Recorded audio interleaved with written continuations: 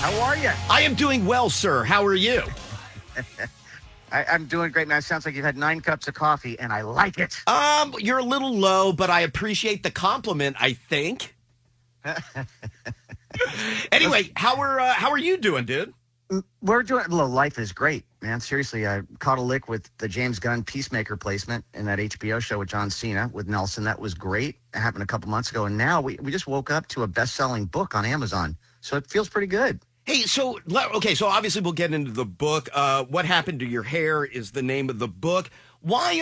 Well, let's back up to the beginning. Why? Okay. Why now? Why now? You know, honestly, it just kind of was one of those things where over the years we had so many people coming up with really important questions to us as our father's son. That was really the impetus. It started out wanting to set the record straight with what happened with our father's plane crash back in the day that we weren't allowed to talk about back in the day. And we just kind of hoped that time was going to address that, and it just seemed to not. So after one too many people came up in an autograph line and said, hey, we heard all these rumors about your dad's plane crash.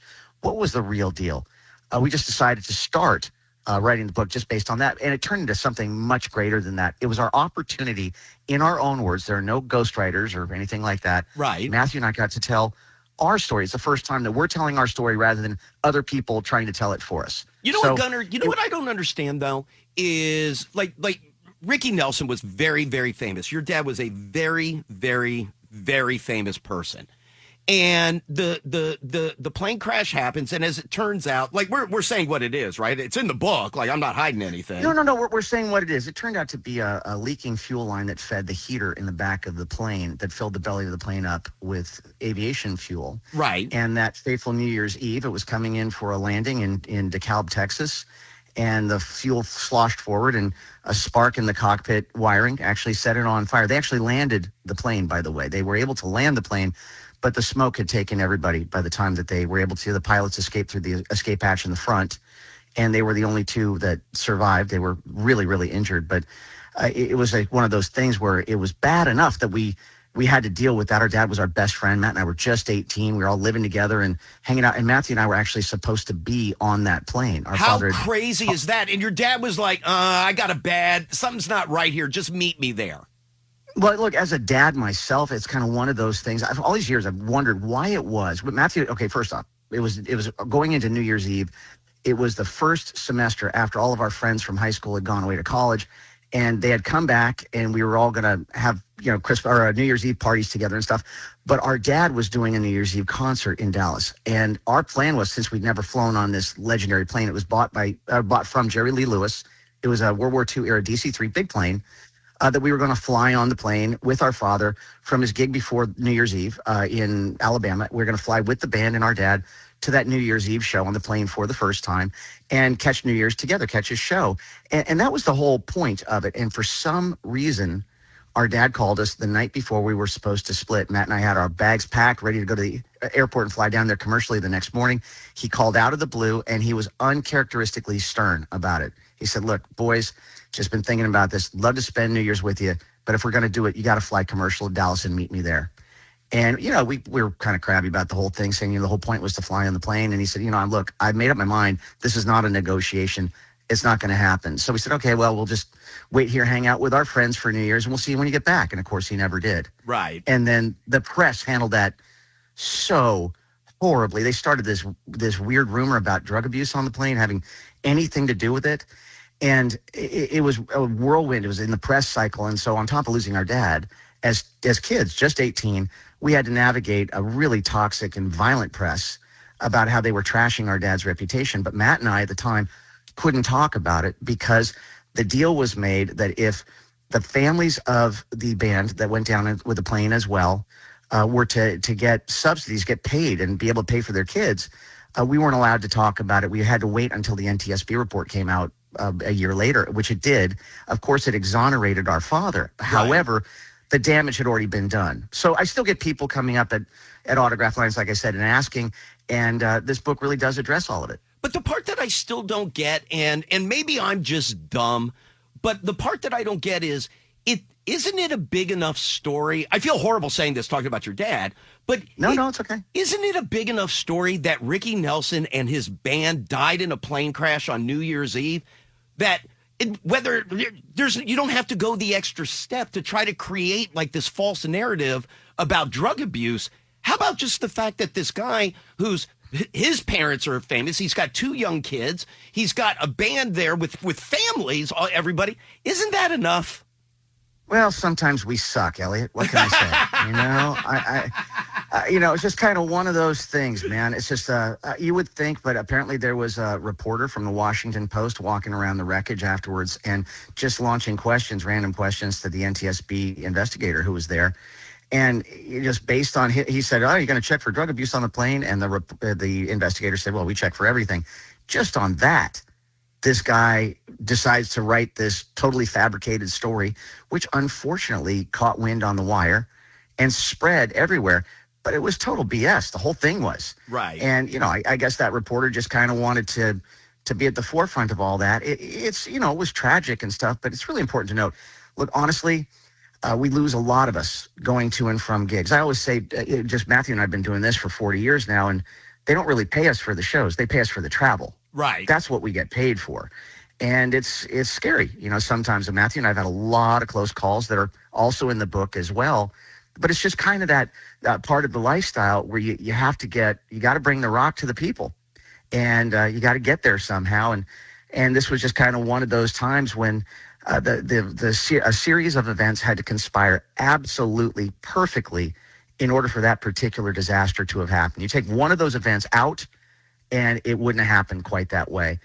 And so when that happens, you just kind of got to go, well, maybe God just wanted him home. Maybe it was just his time, because coincidences are one thing, but so many coincidences lining up is really hard to kind of look around. Hey, so the way that you and Matthew do this book, it's pretty interesting. It's all broken up by chapters, and I do want to say that while there is obviously a ton that is paid to the family, it also gets into the nitty gritty and the good, and I guess a little bit of the not so good of Nelson. But it's written chapter by chapter, where you write a chapter and Matthew writes a chapter, or you'll write about something and then Matthew will do it. How did you guys decide to break it up that way?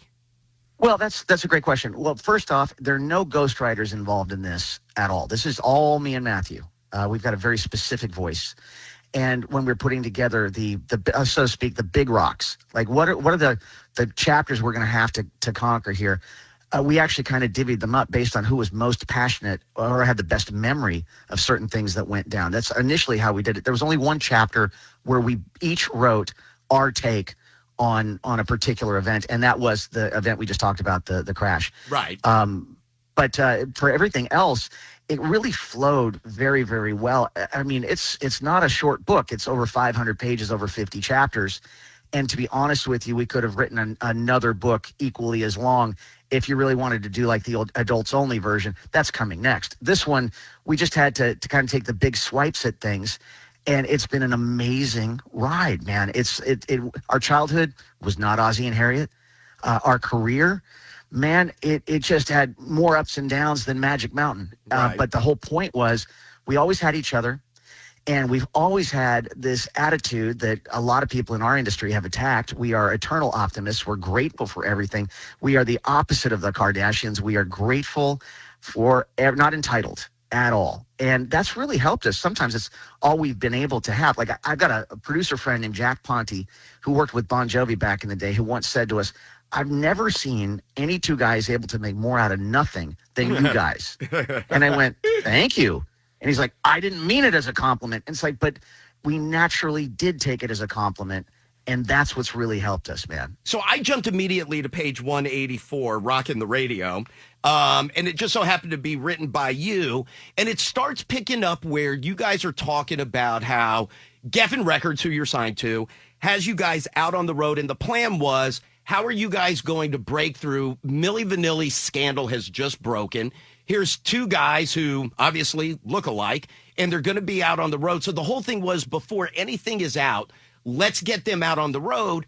And you guys are visiting 2, 3, 4 radio stations in a day, sometimes in 4 or 5 different cities in a day.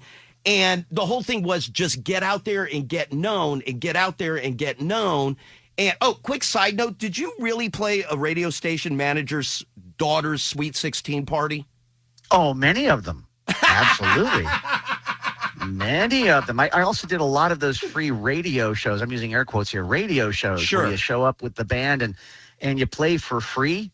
And then you find out that the company that owns the radio station is selling tickets and making a ton of money. And you're doing it for free just on the chance they're going to spin your record on the stations. We did a lot of those too. So you're out. I'm sorry. Go ahead. No. I mean, what you were mentioning, yes, we did have to go to all the radio stations because talk about timing. As you mentioned, Milli Vanilli comes out like 8 months before us. The whole scandal happens, actually, 8 months before we release. People see the two of us in spandex and assless chaps, and they think we're like Milli Vanilla. You know, come on, honestly. Dude, we were a lot. I mean, we really were. The image was insane, but our motto was, love us or hate us, you're going to know who we are. But the problem with that is being sons of, having the image we had, we were basically treated as guilty until proven innocent. And right. Going to all of those radio stations was not just to get known. It was to get in there raw and unfiltered, 2 acoustic guitars, 2 voices. Of course, I don't know why you guys want us to sing at 4 a.m. and sound like we're in fine form, but that's kind of like the nature of it. You go out and you do these morning shows and you spread the word, and it can't be doctored. You know, it's not auto-tuned. It's right there. So people could hear that Matthew and I actually know how to speak our mind, and we actually can sing, and we can actually play. Shocker. I don't know why people wouldn't assume that we could, but that's what that whole thing was about, was just to get people talking at radio that, like, hey, you know, I wanted to write off those Nelson boys, but man, they're pretty darn good, you know? So that's what we had to start doing. So you guys are on your way to the Bobby Poe convention. We'll get into that in a second. And that takes place. The Poe convention is actually in Tyson's Corner here in D.C. But here's the part that I didn't realize. And now, Gunnar, you will not remember me. That's okay. But you talk about, you guys are in D.C. and pirate radio plays your song out in Los Angeles. And people start calling you going, holy crap, pirate radio's playing your song. It's not out yet. Like, people, like it hasn't been put out yet. You guys are just going.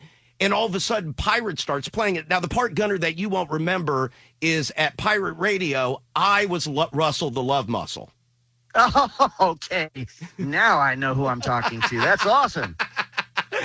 And so I remember you guys coming in and doing Christmas carols at Pirate. I feel like Pirate and Nelson did so much crap together, we all may as well have been joined at the hip. Ain't that the case, man? Pirate radio, wow, that was just a different day in radio. It was so cool. I always tell people I love the fact that our first record came out before cell phones because we still had culpable deniability. You know, no photographic proof in the pocket. You couldn't be tracked everywhere you went. And radio was fantastic. Pirate Radio was a station in L.A. that basically auspiciously played what they wanted to play. Right. And this was at a time when all the big companies, the big corporations that ran radio were formatting everything. And this is before Jack FM eliminated a lot of the DJs. And it was really great. It's kind of like the Wild West for radio. And we got into trouble all the time with those guys. But the problem was we were out on those radio tours, like we just mentioned, going from city to city to city. And I was starting to get phone calls from my friends going, hey, man, your song sounds great on the radio. And we'd never heard it before. And it was very frustrating. So this convention you mentioned, the Bobby Poe convention, legendary radio convention that they don't do anymore because legendary for strippers and cocaine. Oh, yeah. No, I don't know what you're talking about. What are you talking about? And it was one of those things, too, because we were always, making the most out of what we had. That particular convention, our record label, Geffen Records, was too cheap to get a suite upstairs where radio guys were normally courted. And so Matthew and I opened up our guitar cases at the foot of the one elevator that people would have to go up and down all day. And we opened up our guitar cases and started busking right there and playing our instruments and singing our songs. And that's how we kind of introduced ourselves to a lot of different radio people. And on the ride home from the convention, one of our friends at radio said, hey, this is for the Nelson boys who were complaining about the fact that they've never heard their song on the radio. This is for you boys. And they played Love and Affection. And we had one of those that thing you do moments. We literally pulled over the car, freaking out. And I love radio compression. It was the first time we ever heard our song on the radio. It was awesome. And you two were jumping around like you just won the Super Bowl on the side of the New Jersey Turnpike. Well, it's pretty freaking cool, man. That's awesome. No, I think it's great. I love that that's in the book. Oh, dude, we're just a couple of kids from Burbank who just wanted to make music. We happened to have a famous father that was sold half a billion singles during his career. No pressure, mind you. But to us, we just had music around the house all the time, and we wanted to do our own thing like the other generations of Nelsons had done. Our grandpa had a big band, and he had a number one in 1935. And our dad had his, and we had our success when spandex was still a privilege and not a right. And it was great, man. It was big fun. But they were songs that we wrote ourselves, that we produced ourselves, and now here we are, man. All these years later, talking about a book that we wrote ourselves. It's pretty cool. Hey, is it true? Like when Ricky Nelson, when your dad was huge, people would break into the house to climb up the lattice work and break into the house, and then his mom, your grandmother, would go meet him there and take him downstairs and serve him breakfast. Pretty much, yeah. I mean, she was actually really used to the teeny boppers kind of breaking. Everybody knew where the Nelsons lived, by the way. A lot of your listeners are too young to remember, but there was a family television show called The Adventures of Ozzie and Harriet that ran for 14 years and 435 episodes. And there was a establishing shot at the beginning of each episode of a big white house that the family walked out of the front door and waved to the camera. That was their real house at 1822 Camino Palmero in Hollywood. Everyone knew where the Nelsons lived, and It was a different time. You didn't have big walls or security details. And Grandma Harriet would tell us that she was very used to when our dad caught a lick with his music. He was only like 16 or 17, but it was a phenomenon. Her going up to put away our dad's laundry, and she'd hear giggling, and she'd look over and she'd see saddle shoes poking out from behind the curtains by the window. I mean, girls would sneak in all the time, and she would just be friendly to them and stuff, and tell them that they couldn't do that, and take them downstairs and ask them if they were hungry or whatever. She was Harriet. She was awesome. But different times. Totally. Different times. Gunnar, let me ask you this. So there's a point in the book where you're talking about how Nelson, so the song is out. The song is starting to get played. MTV is starting to play it.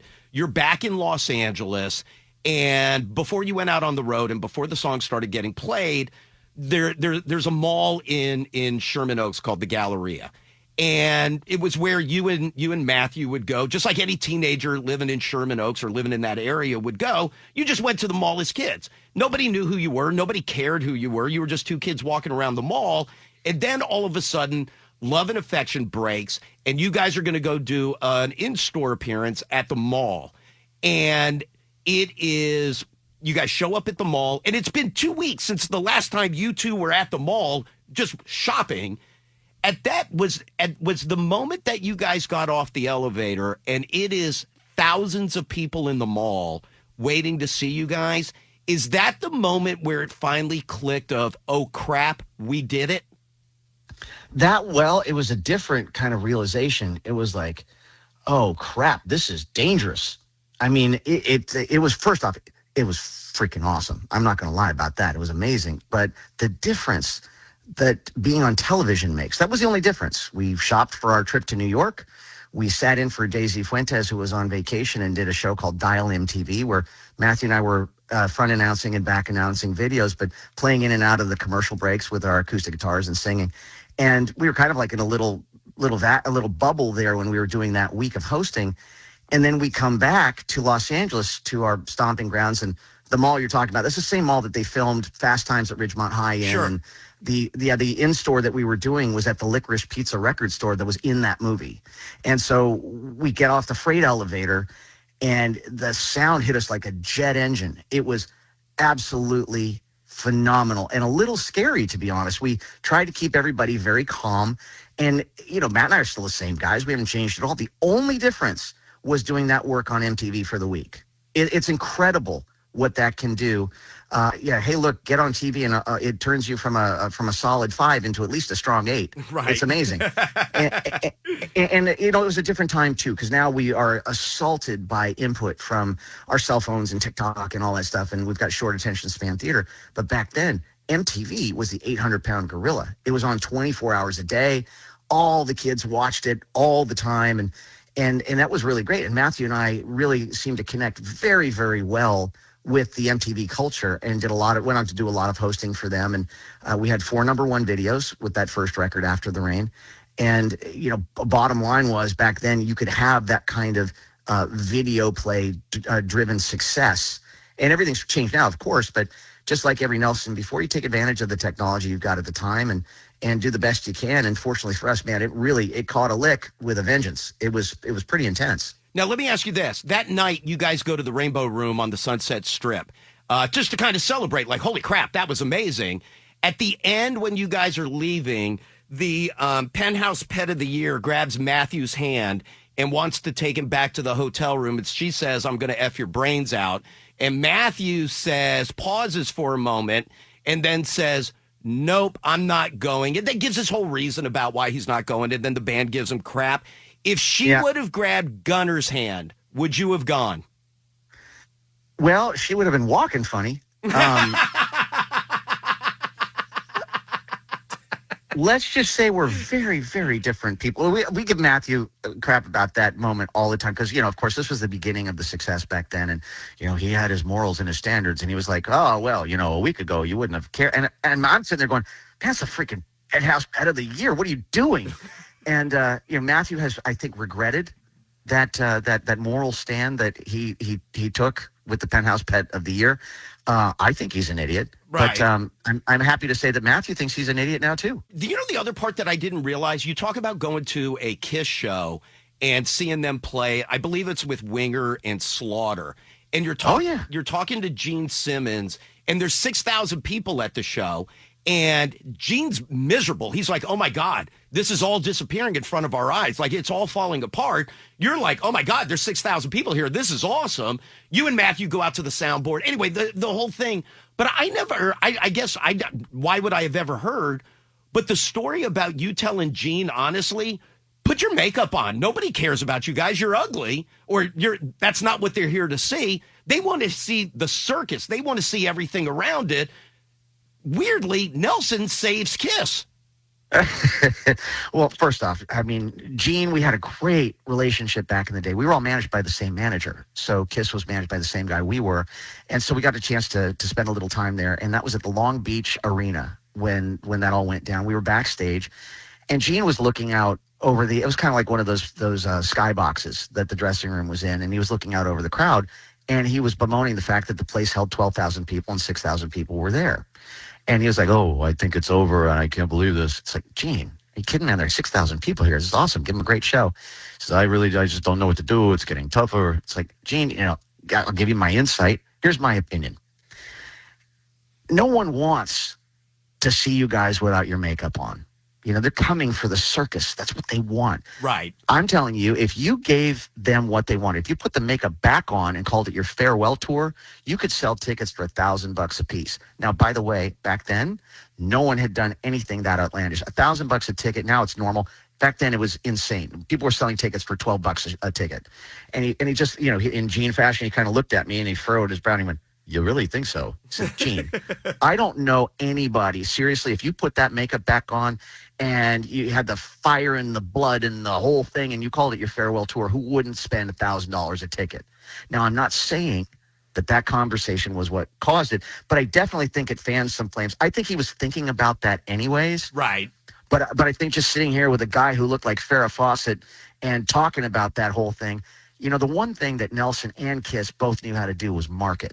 We had an image, you had a brand, and it was outlandish and outrageous, and it wasn't normal, and it got people talking. We understood each other on that level, and the guy's a marketing genius. I can't take that away from him. He knows what he's doing, and he was smart enough to do exactly that. Put that makeup back on, and get out there and do that Gene Simmons kind of walk thing that he does, and man, it was awesome. And, after that, people enjoyed the Kiss farewell tour for a full 30 years. Hey, were chapters 44 and 45 deliberately one after the other and then written the way that they were or not written the way that they were? Was that very intentional? I'm trying to think. I don't have a book in front of me. Chapter 44 talks about, it walks through how you guys sold millions and millions of records. You don't make any money, the debt, but it talks about, number one, would you do it all over again? And the answer is yes. And you talk specifically about the kid watching the After the Rain video and what that meant to him and how that means more than selling records. And then it goes into 45 is you and Matthew talking about what you want to say to your ex-wives. Oh, well, I mean, the most writing I've done in this book was that last chapter you mentioned. When people get the book, they'll understand what I'm saying. Right. But no, there wasn't the placement was not intentional. But you know what is really important is when I talk to young artists nowadays, or people trying to make their mark in the wild west that is the music business, or what's left of it right now. The most important thing you can do is really try to figure out what it is you're about. What is it you have to say that is so special and so unique and so important that your fan out there that hasn't heard you yet or hasn't seen you yet has to go to you to get that exact thing. And you mentioned a letter. There's a stack of letters, actually, but that particular letter that you mentioned is in my safe right now. And it was from a kid who, at 13 years of age, this is way back in the day, would have been 1990, had spent all day at school giving away their possessions to their friends. Right. And they were depressed. They had marked that day was the day they were going to end it all. Their parents were going to be out of the house that day, and he had it all planned. And he went back to his house, and he took his stepfather's 38 out of the drawer, and he had it on his lap, and he was mustering up the courage to do it. And he was watching MTV in the background, and just at that moment, one of our videos came on, and it was our video for After the Rain. And there was a line in that song, which is, "Don't be afraid to lose what was never meant to be." And then he watched the video, and he saw the arc of it, and it's about a kid who's kind of in his situation. And it gave him enough time to pause and call his grandmother, and she came over and they intervened, got him treatment, and it saved his life. So he wrote me a letter about that I have in my safe that I pull out every now and again when I'm feeling a little low about why we do what we do. But the coolest thing was, about a month ago, this guy shows up at one of our shows in an autograph line, waits till the very end. And it turns out to be that kid, now a man, and he wanted to introduce me to his children. Dude, that's awesome. Dude, are you kidding me? That's amazing. Awesome. That's awesome. That's great. You know, so it's not about the stuff, man. It's not about the fame. It's not about the fortune. It's not about the power. I've had all of that and lost it all and got it all back and lost it all. You know, you sit there and you kind of go, man, what is really, really, really important? And to me, music has always just been a means to an end. You know, it's about connecting with people. The Nelsons have always been in the connection business, not the entertainment business. Right. And any chance we can get to, you know, give people pause or lift them up a little bit or whatever, we've done it. And a lot of times it's cost us everything and more that we've had, but it's really been worth it. That chapter you mentioned, I mean, if somebody had said to me in the very beginning, okay, you're going to be the most famous person in the world for 2 years, but it's going to cost you everything and then some. You're going to be in debt and paying that debt off for 30 years. You're going to become the pariah overnight that you never earned, the brunt of jokes because the paradigm in music shifted. And it's going to take you that 30 years to work yourself back. Would you still do it? And the answer is, where do I sign up? Right. Absolutely. Let's go. And I don't know, call me a glutton for punishment or just a raging codependent. I've got the greatest life in the world, man. Hey, last thing, and then I know I got to let you jump. If the pay-per-view double bill would have taken place with Axl Rose fighting Vince Neil and you fighting Sebastian Bach, would you have totally kicked his ass? Well, I don't know. I don't know. I will tell you this, though. I was a big proponent. Matthew says yes. Matthew says two things. Number one, that Gunnar was a huge man whore and that you would have kicked his ass because of your karate training. Well, it was actually combat kung fu, but who's counting? Sorry. But no, it's okay. I studied both, but you know, it wasn't that. It was a time when everybody was exchanging barbs through the press and all that stuff. And Sebastian said some stuff, not about me, but about my twin. And he was physically threatening, and that was kind of crossing the line. So I just kind of said, you know, why don't we stop being stupid? Let's find a state that's unsanctioned, and let's do. This is before the UFC. Let's do a no rules sort of thing. And sell it on pay-per-view. Let's not be dumb. Let's all make ourselves millionaires. Let's go. And to me, the way I looked at it, I couldn't lose because Sebastian's like 9 feet tall. Okay. The guy is really, and he's tough, man. I'm not saying he's a wuss at all. The guy's a tough man. But, you know, if I lost the fight, all right, I just got my ass Yeah, kicked so by a what? You guy got who's beat up by 7.5 feet tall. exactly. You know, but if he lost the fight, that would have been bad for him, right? So, anyways, look, it all worked itself out, and I would say, man, to me, very, very, very few guys sang rock and roll better than Sebastian Bach. The guy's just a monster vocalist. I've always loved his vocals. I don't like his temper, but I've always admired his artistry. The book, What Happened to Your Hair, How We Played Loud, Loved Proud, and Never Back Down Together is out and available. Hey, by the way, the chapter, What If Pop Hadn't Died? Beautiful tribute, Gunnar. I thought it was really, really sweet. Thanks, man. That's how we actually ended the book. That was the question. And, of course, I give everything just to have 5 more minutes of my best friend, my dad here. But you know what? If I'm really honest about it, none of the songs that people know from us, that letter that we talked about would not be in my safe. If our Pop had lived, I would be a drummer in his band, probably. Right. I would never have written that song. I never would have done any of that stuff. So I don't know, man. Everything happens for a reason. It doesn't feel that way when you're going through it in the moment.